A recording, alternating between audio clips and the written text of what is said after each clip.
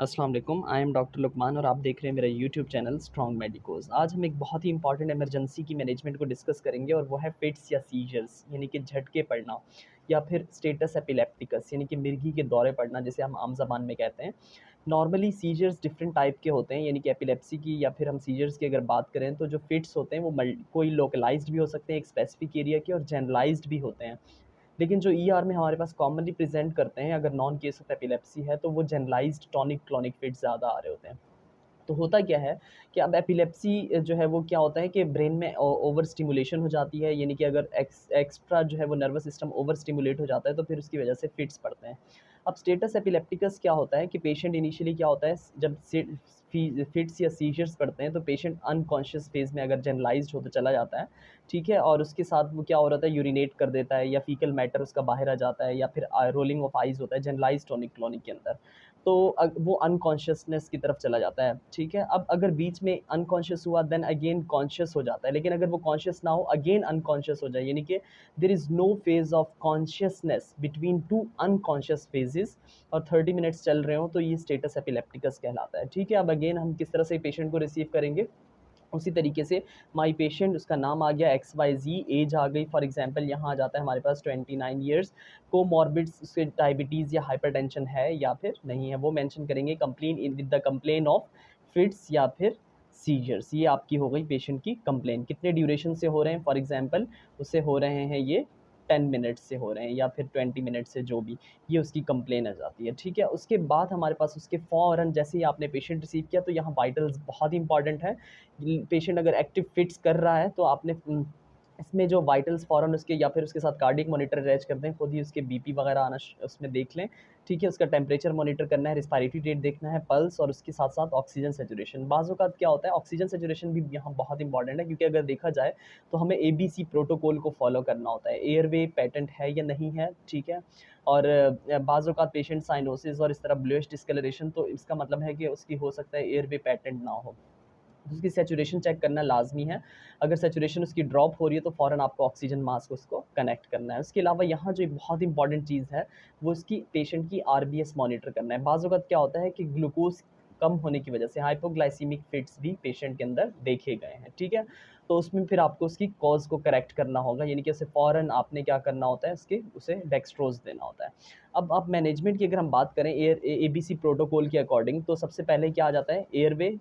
ठीक है, आपने देखना है पेटेंट है या नहीं है क्योंकि बाज़ औक़ात जनरलाइज़ फिट्स पड़ने की वजह से गैस्ट्रिक कंटेंट पेशेंट का जो है वो एस्पायरेट हो जाता है, तो फिर ऐसे केसेस में सबसे पहले आपको उसे पेशेंट को जो है वो सिक्रीशंस जो है उसे सक्शन उसकी जो है वो सक्शन करनी पड़ेगी ताकि जो है वो एयरवे उसकी पैटेंट हो जाए। उसके बाद उसकी ब्रीथिंग देखनी है आपने, सैचुरेशन चेक करके ऑक्सीजन सैचुरेशन अगर कम आ रही है तो फिर उसे क्या देना है आपने, ऑक्सीजन कनेक्ट करनी है। ठीक है, अगर उसकी सैचुरेशन कम आ रही है इन केस। ठीक है, फिर आ जाता है हमारे पास सर्कुलेशन, तो फ़ौरन आपने उसकी आईवी लाइन मेंटेन करवानी है।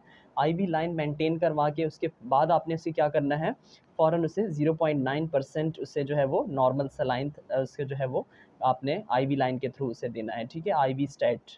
उसके बाद अब आ जाता है कि उसे फिट्स जो पड़ रहे हैं, फॉर एग्जांपल हमने उसके आरबीएस चेक की और उसका सपोज़ उसका ग्लूकोज़ जो है वो हमारे पास क्या आ गया, कम आ गया यानी कि हाइपोग्लाइसीमिया, तो फिर आपने उसकी फ़ौरन कॉज़ को ट्रीट करना है। तो करना क्या है उसमें, फिर 4 एम्प्यूल जो है वो आपने 25% एडल्ट की बात कर रहा हूँ, 25% डेक्सट्रोज़ के 4 एम्प्यूल फ़ौरन ब्रेक करके उसे आईवी स्टैट में उसे जो है वो, अगर उसे हाइपोग्लाइसेमिक फिट्स हैं तो ये दे देना और पेशेंट ठीक हो जाएगा। उसकी आपको कॉज़ पता चल गई और फिर उसकी हाइपोग्लाइसीमिया की कॉज़ को फिर रूल आउट करने के लिए आप उसे फिर फ़ॉलो-अप पे बुलाएँगे और उसकी सारी कॉज़ेज़ को ठीक करेंगे। तो मतलब हमें इस तरह से चलना होता है। देन उसके बाद हम क्या करते हैं, लेकिन अगर ये कॉज़ नहीं है, उसकी आरबीएस नॉर्मल आ रही है, तो आपने जो है वो अब फिट्स को क्या करना है, उसे जो है वो एंटी सीजर्स ड्रग देनी है। ठीक है, अब आ जाता है आपके पास सबसे पहले आपके पास आ जाता है बेंज़ोडाइज़ेपिन कैटेगरी से शॉर्ट एक्टिंग, आपने क्या करना है इंजेक्शन। ठीक है, वैलियम, ये वैलियम क्या होता है, शॉर्ट एक्टिंग बेंज़ोडाइज़ेपिन होता है। ठीक है, ये डायज़ेपाम है। आपने इंजेक्शन वैलियम 10 mg पर 2 ml। ठीक है, उसे आपने देना है 2 सीसी आईवी स्टैट। अब मैं इसका अगर तरीका आपको बताऊँ तो ये हो जाएगा आफ्टर डाइल्यूशन इन, ठीक है, 8 सीसी ऑफ एनएस। आपने कितने देना है उसमें से 2 सीसी देना है। जो हमारे पास वैलियम का इंजेक्शन आता है ये होता है 2 ml, उसमें जो है सॉल्यूशन होता है और उसमें 10 mg उसकी कंसंट्रेशन होती है।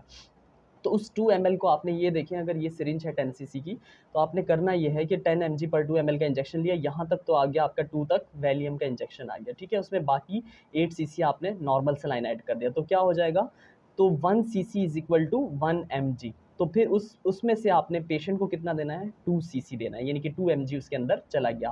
फिर आप इसी तरह से स्लो इसको जो है वो ओवर द 5 मिनट्स आपने ये दे दिया, फिर 5 मिनट वेट किया, अगर फिट्स कंट्रोल ना हुए तो फिर आपने 4 तक ले गया, यानी कि उसमें से 2 सीसी और उसे इंजेक्ट कर दिया। तो इस तरह से हम चलते जा आहिस्ता आहिस्ता उसको स्लोली जो है वो ये देते हैं आप वैलियम का इंजेक्शन, ठीक है। 2 दिया, फिर उसके बाद 5 मिनट वेट किया, फिर 2 और दे दिया, फिर 2 और, मैक्सिमम आप 10 सीसी तक जा सकते हो, यानी कि 10 mg of injection of Valium तक जा सकते हैं, ठीक है। तो इस तरह से करना होता है और बहुत सारे केसेस में 90% ठीक भी हो जाते हैं। अगर आपके पास वैलियम अवेलेबल नहीं है, ये उस सूरत में अगर वैलियम आपके पास अवेलेबल नहीं है, तो आपने क्या करना है, फिर इसे इंजेक्शन डॉर्मीकॉम देना है। ये अब डॉर्मीकॉम क्या होता है, इंजेक्शन डॉर्मीकॉम इज़ बेसिकली ये आपका 5 mg पर 5 ml में आता है, ठीक है।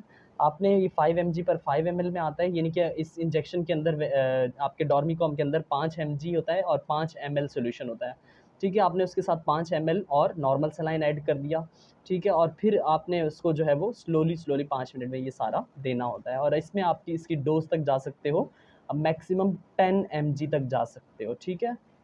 आप उसकी 10 mg तक जा सकते हो, यानी कि अब ये क्या है, डॉर्मीकॉम इंटरमीडिएट एक्टिंग बेंजोडाइजिपीन है, ठीक है। ये आपका मिडाजोलाम है, ठीक है। ये उस सूरत में देना है अगर आपके पास वैलियम अवेलेबल ना हो, तब आपने इस इधर स्विच करना है, यानी कि उसे डॉर्मीकॉम देना है। लेकिन फर्स्ट लाइन आप यूजुअली वैलियम यानी कि डायज़ेपाम ही देते हैं पेशेंट को, ठीक है। तो ये हो गया आपका डॉर्मीकॉम आपने दे दिया।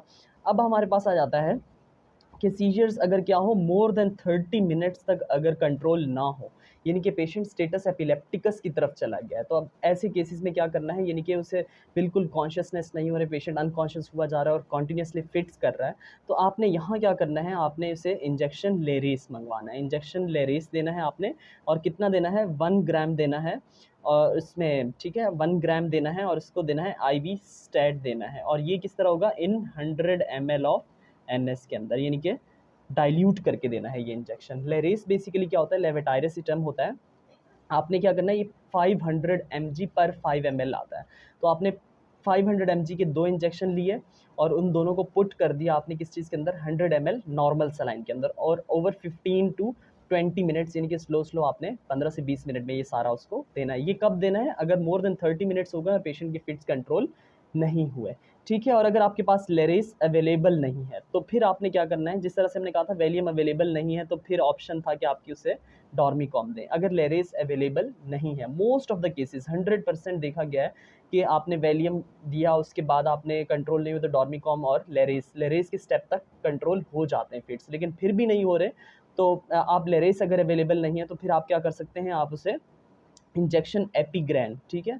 ये जो इंजेक्शन एपीग्रैन है, ये 250 mg का आता है, ठीक है। आपने क्या करना है, 250 mg आपने देना है, इसको कितना है, 500 mg, ठीक है, IV स्टैट देना है इन 100 ml ऑफ नॉर्मल सलाइन, ठीक है। उसी तरह से यानी कि 250 mg का ये इंजेक्शन आता है, आपने 2 इंजेक्शन लिए, 100 ml NS के अंदर डाला और उसे ओवर 15 टू 20 मिनट्स ये लगा दिया। अगर यहाँ तक भी पेशेंट के फिट्स कंट्रोल नहीं हो रहे, यानी कि आपने लेरेस या फिर एपीग्रैन में से कोई एक चीज़ ट्राई कर ली और फिर भी अगर पेशेंट के फिट्स कंट्रोल नहीं हुए, तो फिर आप एनेस्थेटिक एजेंट्स की तरफ जाते हैं, यानी कि प्रोपोफोल हो गया, या फिर दूसरा आपका फिनोबार्बिटल, फिर दूसरी ड्रग्स आ जाती हैं। लेकिन एक हाउस ऑफिसर को एटलीस्ट इतना आइडिया होना चाहिए कि जैसे ही आप पेशेंट रिसीव करें, उसके वाइटल्स बहुत इंपॉर्टेंट हैं। सबसे इंपॉर्टेंट यहाँ RBS है, हो सकता है कि उसकी कॉज क्या हो, लो ग्लूकोज हो, तो आपने अगर ग्लूकोज ठीक कर दिया तो पेशेंट के फिट्स कंट्रोल हो जाएंगे।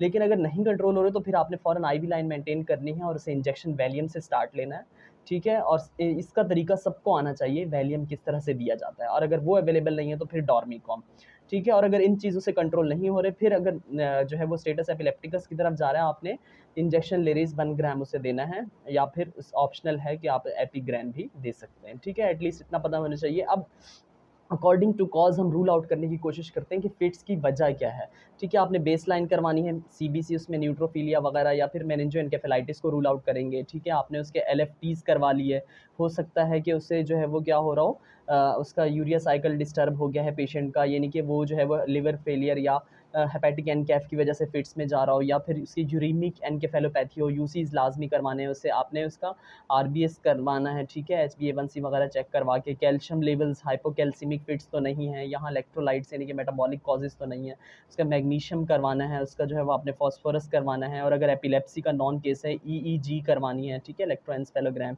सीटी ब्रेन वगैरह ये चीज़ें फिर आपको उसे करवानी है, और उसे फिर जो है वो आपने उसके अलावा एबीजीज भी लाजमी करवानी है। फिर आपने पेशेंट को क्या करवाना है, उसे फॉलो अप इन ओपीडी में उसे बुलाना है, ठीक है। तो ये था हमारे पास बहुत ही important topic. Thank you so much for watching this video.